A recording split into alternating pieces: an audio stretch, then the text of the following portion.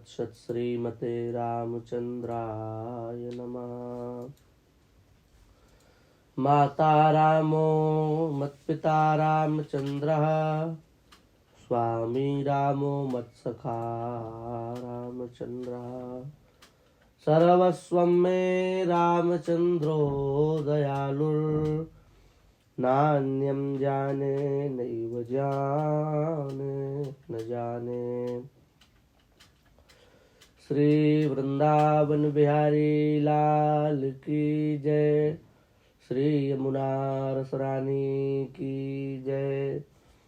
श्री आचार्य चरण की जय। श्री सद्गुरुदेव भगवान की जय। जय जय श्री राधे श्याम। हरिशरणम भक्तवांछा कल्पतरु भक्तवत्सल शरणागत वत्सल भगवान की आहितु की कृपा से हम आप सभी लोग नित्य कुछ न कुछ श्रवण करते हैं। शास्त्रों में मदिरा को अति निषिद्ध माना गया। अपेय पान के अंदर मदिरा को रखा गया है और शास्त्र की दृष्टि से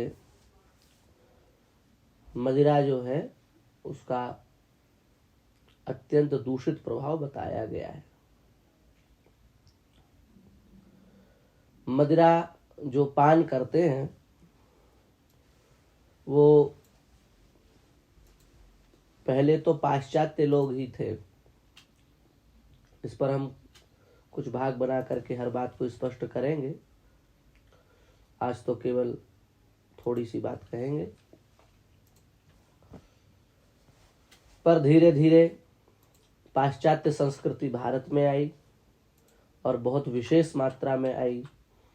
और जब से अधिक मात्रा में पाश्चात्य संस्कृति से भारत एवं भारतीय प्रभावित हुए, तब से इस मदिरा ने संपूर्ण भारत को भी अवच्छिन्न कर लिया है। पहले तो पाश्चात्य लोग इसको बड़े प्रेम से इसका पान करते रहे, बड़ा उनको आनंद का अनुभव हुआ। बाद में जाकर के उनको लगा कि नहीं नहीं, ये कोई अच्छा कार्य नहीं है। तब जाकर के अभी कुछ दिनों पहले से लेकर के मदिरा का वहाँ भारी विरोध हुआ और वहाँ उसको बंद करने के लिए उन्होंने प्रभावी नीतियां भी बनाई कि मदिरा को बंद होना चाहिए, क्योंकि वे उसके दुष्परिणाम से धीरे धीरे परिचित हुए। किसी भी वस्तु का जब आविष्कार होता है तो उस समय तो वह बड़ी प्यारी लगती है, पर धीरे धीरे जब उसके दुष्परिणाम सामने आते हैं तब फिर व्यक्ति को भय हो जाता है और वो उस वस्तु का त्याग कर देता है।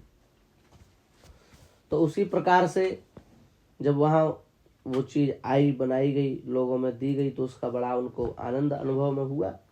पर जब पीछे उसके दुष्परिणाम सामने आने लगे तो उन्होंने भी इसका विरोध करना चालू कर दिया।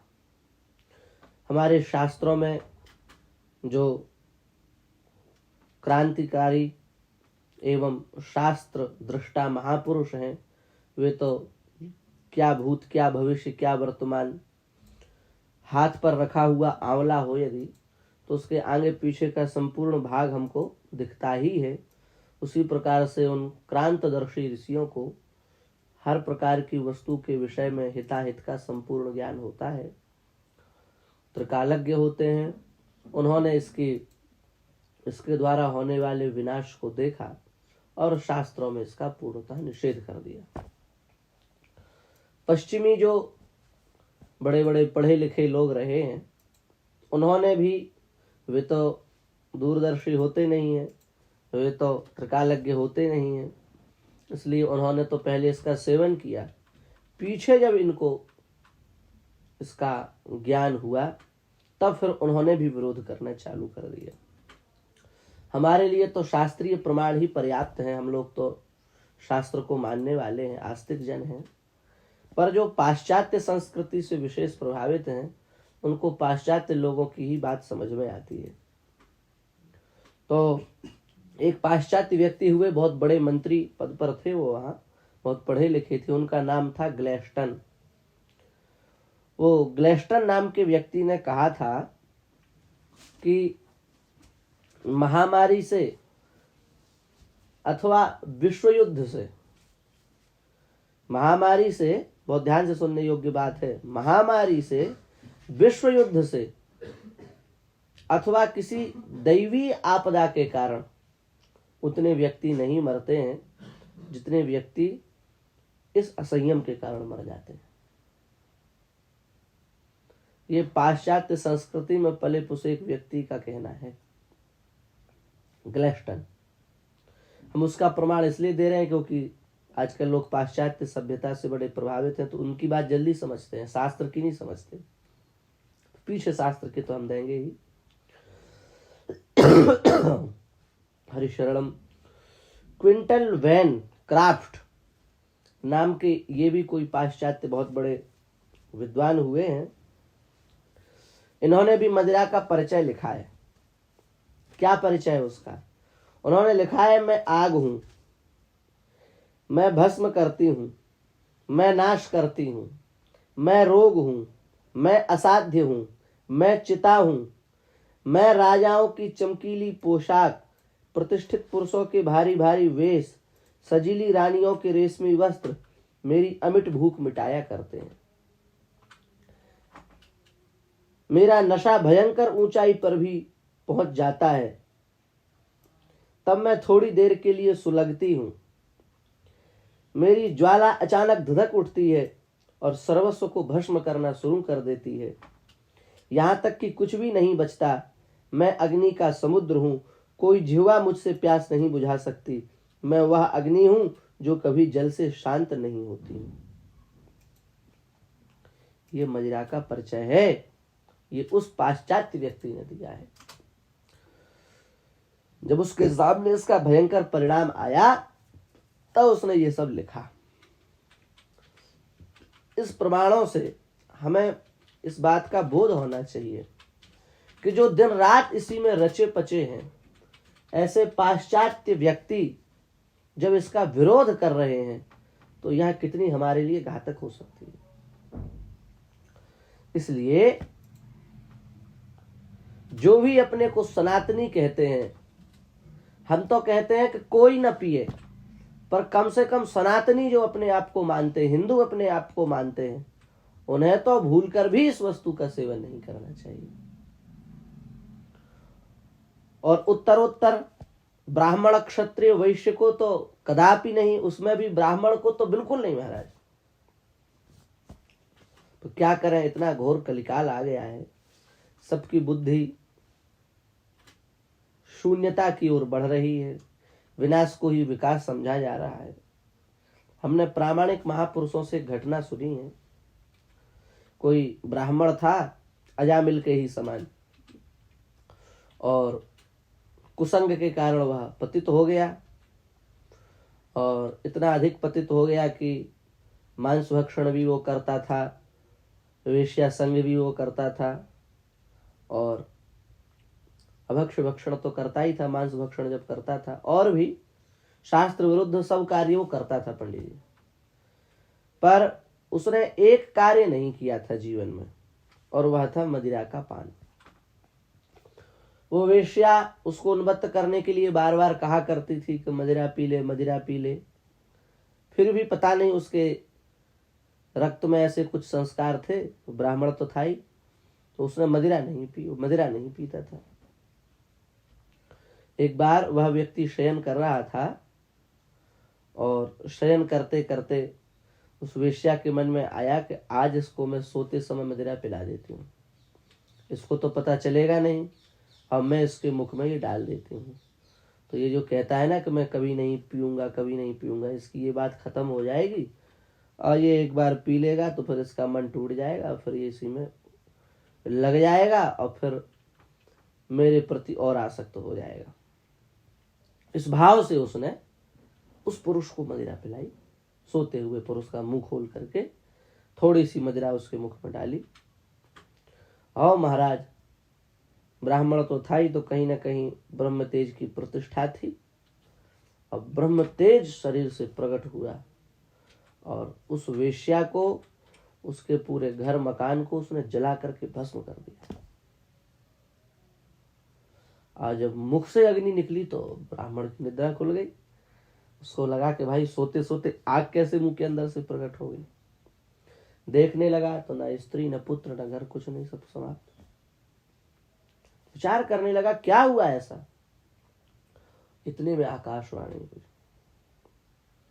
और आकाशवाणी हुई और आकाशवाणी ने कहा कि तूने भयंकर पाप किए थे, तूने अभक्ष भक्षण किया, अगम्यागमन किया, शास्त्र विरुद्ध आचरण किए, पर तेरे अंदर एक अच्छाई थी, तूने कभी अपेय का पान नहीं किया, मदिरा का पान नहीं किया, गंदी वस्तु का सेवन नहीं किया मुख के अंदर। उसके कारण ब्रह्म तेज तो समाप्त हो गया था तेरा, पर ब्रह्म बीज बच गया था। उसकी एक छोटा उसका अणु तेरे अंदर सुरक्षित बच गया था। लेकिन जब उस स्त्री ने जबरदस्ती सोते समय तेरे न जानते हुए तुझे जब वह पिलाई, तो उस ब्रह्म अणु से नहीं रहा गया, अब वो अपने विशाल स्वरूप में परिणत हो गया।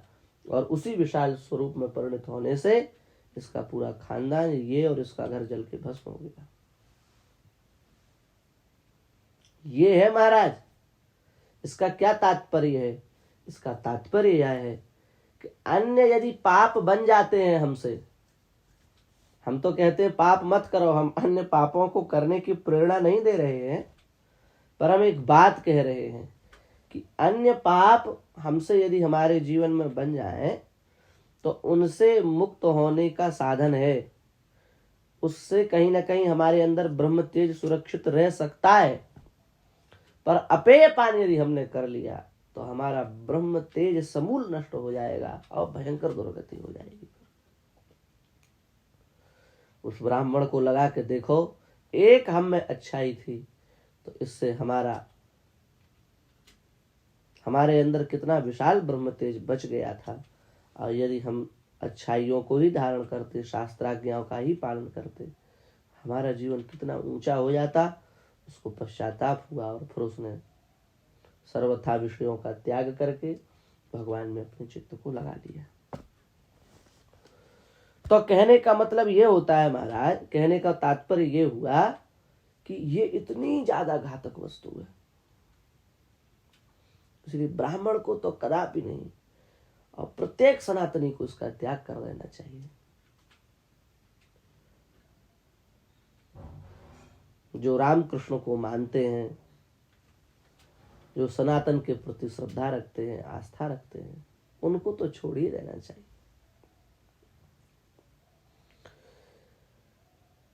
जो लोग इसको बनाते हैं उन्होंने बताया है, गेहूं, मक्का, ज्वार, चावल, महुआ, अंगूर और खजूर, इन सब के रस से इसको बनाया जाता है।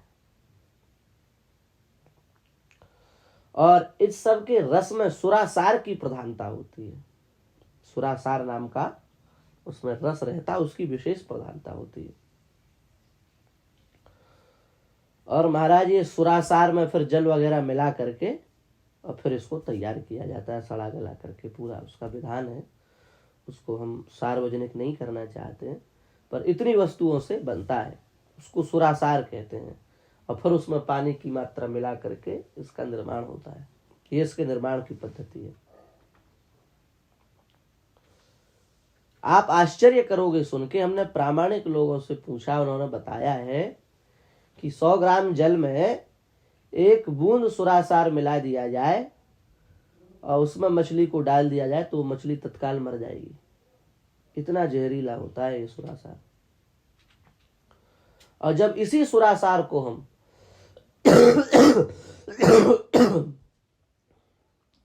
अपने कंठ के माध्यम से शरीर के अंदर ले जाते हैं तो शरीर की क्या स्थिति होती है, गुर्दे की क्या स्थिति होगी, फेफड़ों की क्या स्थिति होगी, नस नाड़ियों की क्या स्थिति होगी, स्नायुओं की क्या स्थिति होगी, इसका क्या आप अनुभव करते।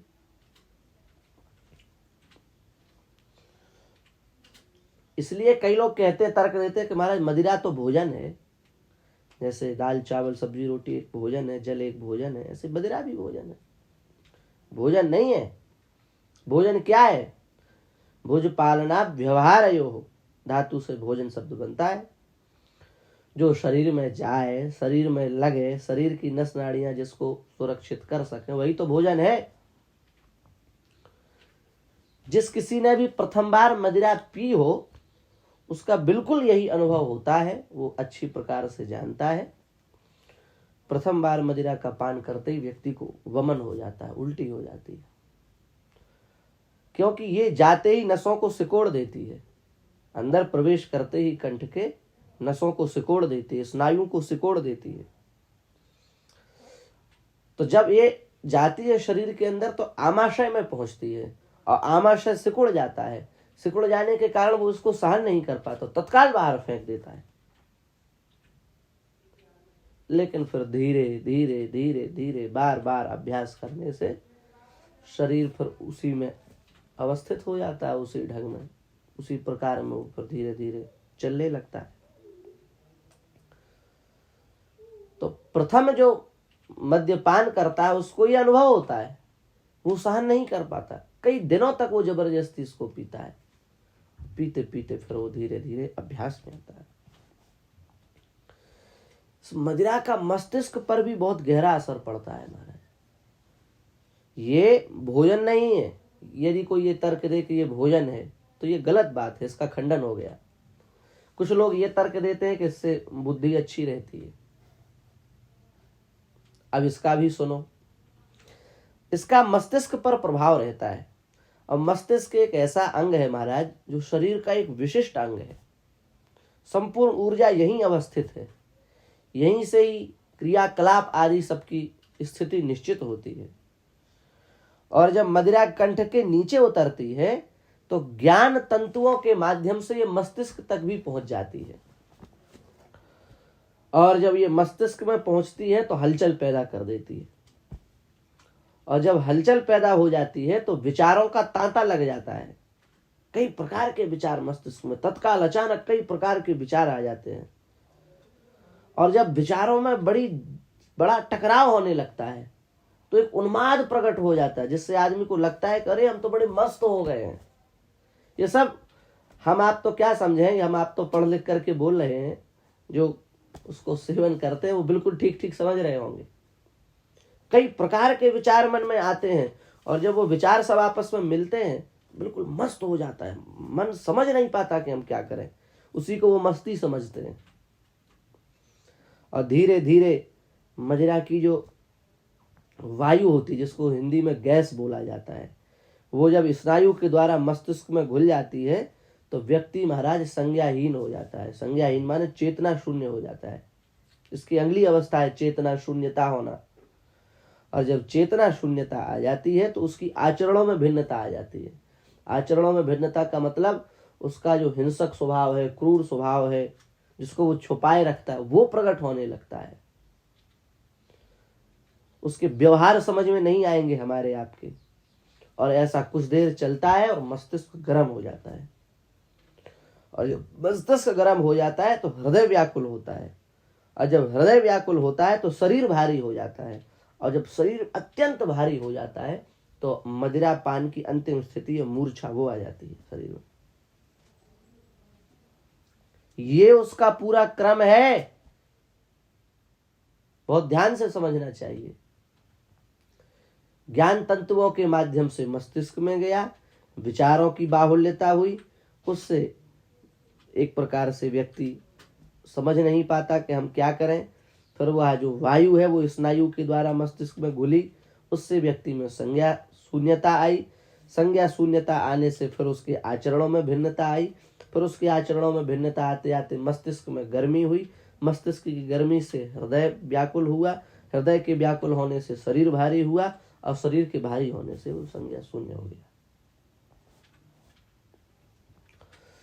इसलिए यदि ये कोई कहे कि मस्तिष्क पर इसका बड़ा अच्छा प्रभाव होता है, कई लोग तो कहते हैं महाराज बुद्धि बढ़ जाती है, तो यदि ये सब कोई कहता है तो वो अति मूर्ख व्यक्ति है। एक बार वैज्ञानिकों ने इसका शोध भी किया है। गणित के एक विद्यार्थी को 8 दिन तक मदिरा पिलाई, 8 दिन में उसकी मानसिक शक्ति 9% घट गई। केवल 8 दिन के अंदर अंदर 9% उसकी बुद्धि कम हो गई। तो जो नित्य इसका सेवन करते हैं, नित्य इसको अपनाते हैं, उनकी क्या स्थिति होगी उनको समझना चाहिए। और इसी के कारण मस्तिष्क की विकृति होने के कारण क्रिया में विकृति आ जाती है, और क्रिया में विकृति होने के कारण फिर महाराज जो नहीं करना चाहिए वो कृत्य हमारे द्वारा होता है, और उस कृत्य को, वो कृत्य जब हमारे द्वारा होता है तो फिर महाराज हमको सरकार पकड़ती है, पुलिस पकड़ती है, हम जेल जाते हैं। अदालतों में एक बार तो ऐसा सुनने में हमारे आया है कि पढ़ने में भी आया है, 64% केस अदालतों के वही हैं जिस व्यक्ति ने मदिरा पान करके गलत कार्य किए। 64%, 64% केसेस ऐसे प्राप्त हुए। इसलिए मानसिक यदि कोई कहे कि लाभ है, मस्तिष्क को लाभ है, तो ये भी व्यर्थ की बात है। ऐसा भी कोई लाभ नहीं है, इसलिए इसका त्याग कर देना चाहिए। शेष इसकी व्याख्या कल करेंगे। श्री वृंदावन बिहारी लाल की जय।